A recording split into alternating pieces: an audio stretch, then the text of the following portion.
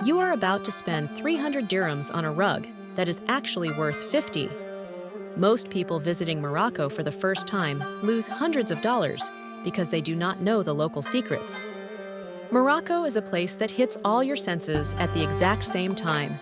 It feels like you stepped into a movie set where everything is bright and loud. You have the snowy peaks of the Atlas Mountains on one side. On the other side, you have the massive orange dunes of the Sahara Desert. In between those places, you will find ancient cities that look like giant mazes. I want to make sure you do not just see Morocco, but that you actually feel it. If you follow this guide, you will avoid the common traps and find the best spots. We are going to look at 20 things you absolutely must do to have the perfect trip. By the end of this video, you will know exactly how to navigate the chaos like a pro. Let's start with the most famous place in the entire country, which is Marrakesh. You have to spend an evening at the Jama El Fna Square.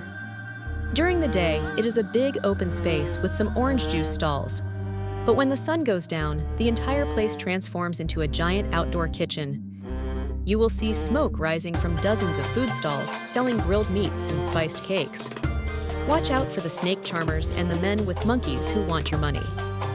Keep your hands in your pockets and just enjoy the show from a little distance. The best way to see it is to find a cafe with a rooftop balcony. Order a pot of mint tea and watch the madness from above as the lights turn on. Next, you need to head north to the town of Chefchaouen. People call it the Blue Pearl because almost every building is painted a bright shade of blue. Some people say the blue keeps the mosquitoes away, while others say it represents the sky. Whatever the reason, it is easily one of the most beautiful places for photos in the world. The streets are very narrow and steep, so make sure you wear comfortable shoes. You will find cats sleeping on blue doorsteps every few meters. It is much quieter than Marrakesh and feels very peaceful in the morning. After the Blue City, you have to visit Fez and its massive old town. This place is called Fes El Bali, and it is the largest car-free urban area on Earth. There are over 9,000 tiny streets inside this walled city. If you do not have a map or a guide, you will definitely get lost within 10 minutes. Donkeys are the only form of transport here, so listen for people shouting "Balak." That means get out of the way because a donkey is coming through with a heavy load. While you are in Fez, you must go see the famous leather tanneries. You can watch workers dipping animal skins into giant stone vats of colorful dye. The smell is very strong because they use pigeon poop to soften the leather. Most shops will give you a sprig of fresh mint to hold under your nose. It is a gross process, but the leather they make is some of the best in the world. Now let's talk about the biggest highlight for most travelers, which is the Sahara Desert. You will want to go to a small village called Mertsuga to see the Erg Chebi Dunes. These sand dunes are massive and can reach heights of over 150 meters. The best way to experience this is to ride a camel into the dunes at sunset. It is not the most comfortable ride in the world, but the view makes it worth it. You should spend the night in a desert camp under the stars. The sky in the Sahara is so clear that you can see the Milky Way with your bare eyes. Most camps will play traditional drums around a campfire after dinner. Waking up to see the sun rise over the sand is a moment you will never forget. On your way back from the desert, you must stop at Ait Benhaddou. This is an ancient village made entirely of red mud bricks and straw. It looks so much like a movie set that many famous films were shot here. You might recognize it from Gladiator or the Game of Thrones TV show. It is a UNESCO World Heritage Site and feels like walking back 1,000 years. Climb to the very top of the hill for a view of the river and the palm trees. If you are tired of the heat, you should head to the coast to a town called Essaouira. This is a windy port town with white buildings and blue windows. It has a very relaxed vibe compared to the busy streets of the inland cities.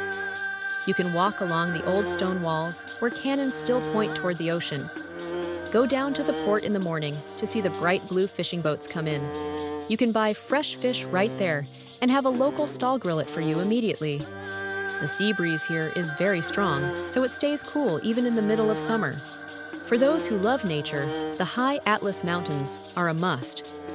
This mountain range separates the coastline from the Sahara Desert. You can go hiking through small Berber villages where life hasn't changed much in centuries. If you are feeling brave, you can try to climb Mount Toubkal. It is the highest peak in North Africa, but you will need a guide and some warm gear. Even if you don't climb to the top, the views of the valleys are incredible. After all that hiking and walking, you are going to be very dusty and tired. This is the perfect time to visit a traditional Moroccan hammam. A hammam is a public steam bath where someone will scrub your skin with black soap. They use a rough glove called a kessa to remove all the dead skin from your body. It might feel a bit intense at first, but your skin will feel incredibly soft afterward. It is a big part of the local culture and a great way to relax like a local. When it comes to sleeping, you should skip the big hotels and stay in a riad. A riad is a traditional Moroccan house with an interior courtyard or garden. From the outside, they look like plain walls with no windows. But once you step inside, you find beautiful tiles and fountains and plants. It is like having a private oasis in the middle of a noisy city. Most riads only have a few rooms, so the service is very personal and friendly. If you like history, you need to take a day trip to the ruins of Volubilis. These are ancient Roman ruins located in the middle of a green valley. You can see amazingly well-preserved floor mosaics that are thousands of years old. It is strange to see Roman pillars standing in the middle of North Africa. It shows just how far the Roman Empire actually reached in the old days. Back in the big cities, you should visit the Jardin Majorelle in Marrakesh. This garden was owned by the famous fashion designer Yves Saint Laurent. The buildings are painted a very specific shade of electric blue that looks amazing. It is full of exotic plants and cactus from all over the world. It is a very popular spot for photos, so try to go as soon as it opens. There is also a museum there dedicated to the history of Berber culture. One thing you will do every single day in Morocco is drink mint tea. The locals call it Moroccan whiskey, even though there is no alcohol in it. It is green tea mixed with lots of fresh mint leaves and a huge amount of sugar. The way they pour it from high up to create bubbles on top is an art form. Sit on a rooftop at sunset and just enjoy the slow pace of life with a glass of tea. You should also consider taking a cooking class while you are visiting. Moroccan food is famous for its spices like saffron and cumin and ginger. In a class, you can learn how to make a proper tagine in a clay pot. The secret to a good tagine is cooking it very slowly so the meat falls off the bone. Learning how to balance the sweet and salty flavors will help you cook back home. Shopping in the souks is another essential experience you cannot miss. A souk is a traditional market where you can buy everything from spices to lamps. You have to be prepared to haggle because the first price is never the real price. Start by offering about half of what the seller asks for and go from there. It is all part of the game and can be a lot of fun if you stay relaxed. If you want to see some water, you should drive to the Ouzoud waterfalls. These are the tallest waterfalls in North Africa, and they are very impressive. You can take a little boat right up to the bottom of the falling water. There are also wild monkeys living in the trees around the falls. They are very friendly, but they will try to steal your food if you aren't careful.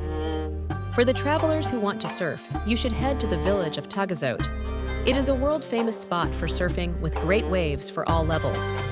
The town has a very cool and modern vibe with lots of healthy cafes. It is a great place to meet other travelers and enjoy the beach lifestyle. If you don't have time to go all the way to the Sahara, you can visit the Sahara Desert. It is only about an hour away from Marrakesh and has a very different look. Instead of sand dunes, it is a rocky desert with beautiful hills and luxury camps. You can go quad biking or ride a camel here without a long 10-hour drive. Now let's talk about a big problem that many tourists face in Morocco. The biggest challenge is often the aggressive street touts and fake guides. People might follow you and tell you that the road is closed or that you are lost. They usually do this to lead you to their shop or to ask for money for directions. The best thing to do is stay polite but firm and keep walking. Use a GPS app like Maps.me, which works offline so you always know where you are.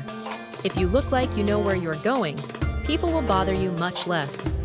Another tip is to always agree on a price before you get into a taxi or a horse carriage. Morocco uses the dirham, and it is a cash-based society in most places. Always carry small bills because many shops will claim they don't have change. You will also need to dress a bit more modestly than you might at home. In big cities like Marrakesh, people are used to tourists in shorts. But if you go into the mountains or smaller villages, it is better to cover your shoulders. This shows respect for the local culture and will make your interactions easier. When it comes to food, you have to try the street food, but be careful. Look for stalls that have a lot of local people waiting in line. The snails and spicy broth are a local favorite, and they taste like earthy mushrooms. You should also try harira soup, which is a thick tomato and lentil soup. It is very cheap and filling and usually comes with a piece of sweet bread. The high-speed train called Al Barak is the best way to travel between big cities. It connects Tangier to Casablanca and is very clean and fast. For other routes, the CTM buses are reliable and have air conditioning. If you need to go somewhere remote, you can take a grand taxi. These are old Mercedes cars that wait until they are full before they leave. It is a bit cramped, but it is a very authentic way to see the country. One of the most important things to remember is the phrase Inshallah. It means if God wills it, and you will hear it many times every day. It represents the relaxed way of life, where things might not happen on time. If your bus is late or your food takes an hour, just relax and enjoy the moment. Morocco is not a place for people who are in a big rush. The more you slow down, the more you will actually see the beauty around you. The mix of Arab and Berber and French culture makes this place unique. You can hear the call to prayer from the mosques while eating a French croissant. It is a land of contrasts where the old world meets the new world every day. Make sure you have plenty of space on your camera because you will take a lot of photos. Every doorway and every tile pattern seems like it was made for a picture. Just remember to ask people before you take a photo of them directly. Most people are happy to help if you are kind and show an interest in their life. If you keep these tips in mind, you're going to have an incredible adventure. Morocco is a place that stays in your heart long after you leave the country. You will probably find yourself dreaming of mint tea and orange sunsets for years. Check out my next video to see the best hotels to stay in while you're there. Check our video descriptions for the best deals in hotels and accommodation, flights, attractions and tours, travel eSIMs and insurance, transfers and airport services, trains and buses, car and bike rentals, cruises, package tours.